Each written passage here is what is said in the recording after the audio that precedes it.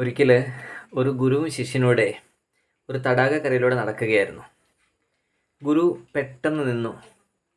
തടാകത്തിലേക്ക് നോക്കിയപ്പോൾ മത്സ്യങ്ങളിങ്ങനെ നീന്തി തുടിക്കുന്നു. അപ്പോൾ അദ്ദേഹം പറഞ്ഞു ശിഷ്യനോട്, അവർ എത്രമാത്രം ആഹ്ലാദിക്കുകയാണ് എന്ന്.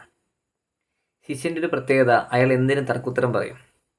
അപ്പോൾ അദ്ദേഹത്തോട് ചോദിച്ചു, താങ്കൾക്ക് എങ്ങനെ മനസ്സിലായി അവർ ആഹ്ലാദിക്കുകയാണെന്ന്? അവർ ബുദ്ധിമുട്ട് കൊണ്ട് ചാടുകയാണ് മുകളിലേക്കെന്ന് പറഞ്ഞു. അപ്പോൾ അദ്ദേഹം പറഞ്ഞൊരു കാര്യമുണ്ട്, നിനക്ക് എൻ്റെ ഭാഷ മനസ്സിലാവില്ല കേട്ടോ എന്ന്. മനസ്സിലായോ? അവരുടെ ഭാഷ, മത്സ്യത്തിൻ്റെ ഭാഷ മനസ്സിലാക്കാൻ ഗുരുവിന് മാത്രമല്ലേ കഴിയുള്ളൂ. അതാണ് ആ പറഞ്ഞതിൻ്റെ സാരവും. ഓരോന്നിനും ഓരോ ഭാഷകളുണ്ട്.